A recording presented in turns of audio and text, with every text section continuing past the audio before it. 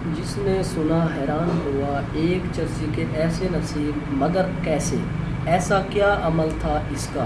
Stage پر فقیر محمد کا نام پکارا گیا تو وہ آہستہ سے اٹھ کر اسٹیج کی طرف چل دیا۔ فقیر محمد شکل سے بھی فقیر ہی لگتا تھا، غربت اس کے چہرے پہ گویا چسپاں تھی۔ ایک مل میں کام کرتا تھا اور تنخواہ کی چرس پی جاتا یا تھوڑا بہت گھر دے دیتا۔ تنخواہ میں گزارا کہاں ہوتا بھلا، تو کبھی کسی سے ادھار مانگتا تھا۔ اب تو لوگ کبھی ادھار بھی نہیں دیتے تھے۔ اسے 2 بچے اور بیوی تھی۔ بیوی صابر تھی، جو بھی دے دیتا اسی میں گزارا کر لیتی۔ وہ اسٹیج کی طرف چلا تو لوگوں میں چیمگوئیاں شروع ہو گئیں۔ ہر کسی کا خیال تھا کہ یہ اس بار بھی انکار کر دے گا۔ مل مالکان کی طرف سے ہر سال کسی ایک خوش نصیب ورکر کو حج پہ بھیجنے کی تقریب تھی، جس میں پچھلے 2 سال کی طرح اسی سال بھی فقیر محمد کا نام ہی آیا تھا۔ پچھلے 2 سال حج پہ جانے کی بجائے فقیر محمد نے حج کے خرچ کے پیسے لے لیے تھے، اور اس سال پھر اسی کا نام نکل آیا تھا۔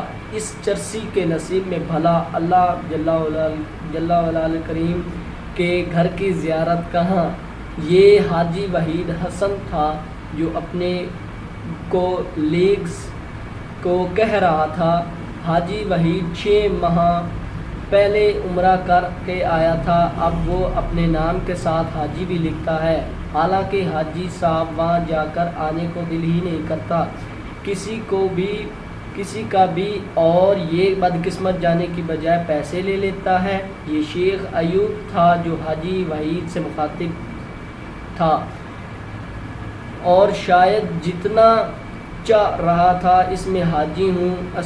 فقیر محمد اسٹیج پر پہنچا، مل مالکان نے اسے مبارکباد پیش کی۔ بھائی فقیر محمد تیاری کر لو۔ ایک نظر اپنے کولیگز پر ڈالی اور آہستہ سے بولا، میں حج پر نہیں جاؤں گا، مجھے پیسے دے دیں۔ وہاں موجود تمام لوگوں کو شاید اسی جواب کی توقع تھی، کسی کے چہرے پر حیرانگی نہیں تھی۔ شیخ عمر ذرا مسکرائے اور بولے، ہر صورت تمہیں حج پہ جانا ہوگا۔ فقیر محمد حج پہ جانے کا انکار کر رہے تھے۔ حج پہ جا کے میں نے کیا کرنا ہے، آپ مجھے پیسے دے دیں۔ فقیر محمد نے دھیمی سی آواز میں کہا، نہیں فقیر محمد، اس بار تمہیں حج پہ جانا ہوگا۔ شیخ عمر بھی گویا اسے بھیجنے کا تہیہ کر چکے تھے، مگر فقیر محمد کا ایک ہی جواب تھا، جناب میں کیا کروں گا، میں گنہگار آدمی ہوں، چرسی ہوں، میں کیا کام کروں گا وہاں، اور ویسے بھی صاحب جی مجھے پیسوں کی ضرورت ہے۔ ٹھیک، اگر تم حج پر جاؤ تو پورے سال کی تنخواہ بونس کے طور پر دوں گا۔ شیخ عمر نے آفر کی تو فقیر محمد کی آنکھوں میں چمک سی آ گئی، کہنے لگا، ٹھیک ہے صاحب، میں راضی ہوں۔ شیخ عمر بولے، دیکھو 3 سال سے مسلسل تمہارا ہی نام نکل رہا ہے اور جا نہیں رہے، اللہ پاک ہر صورت تمہیں بلانا چاہ رہا ہے۔ روانگی کا دن آ گیا۔ سال کی تنخواہ فقیر محمد لے چکا تھا۔ گھر والوں کو اور جو 1-2 جانے والے تھے ان سے مل کر فقیر محمد حج پہ روانہ ہو گیا۔ حج کیا، روزہ رسول صلی اللہ علیہ وسلم پہ حاضری دی۔ حج مکمل کرنے کے بعد 2 دن بعد فقیر محمد کی واپسی تھی، مگر آنے سے پہلے 1 دن پہلے ہی مکہ مکرمہ میں اس کا انتقال ہو گیا۔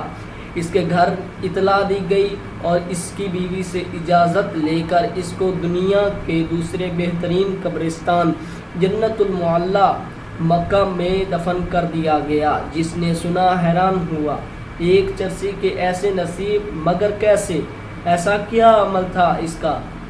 کچھ دن بعد مل مالک شیخ عمر فقیر محمد کی بیوی کے پاس تعزیت کے لیے گئے تو اس کی بیوی سے پوچھا، بہن ایسا کون سا عمل تھا اس کا کہ 3 سال مسلسل اسی کا نام نکلا، تو دفن بھی وہیں ہوا؟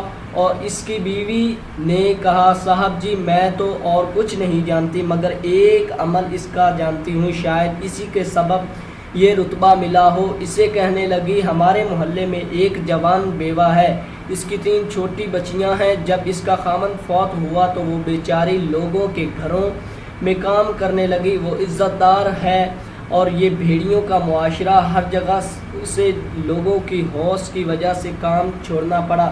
اس نے بھوک قبول کر لی مگر عزت کا سودا تو نہیں کیا۔ کیا میرے خاوند کو پتہ چلا؟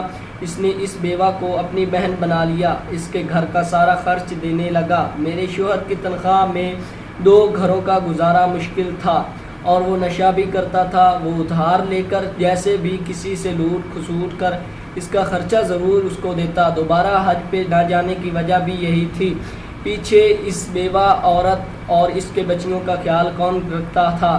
اس نے دوبارہ حج کے پیسے لے کر انہی کو دے دیے۔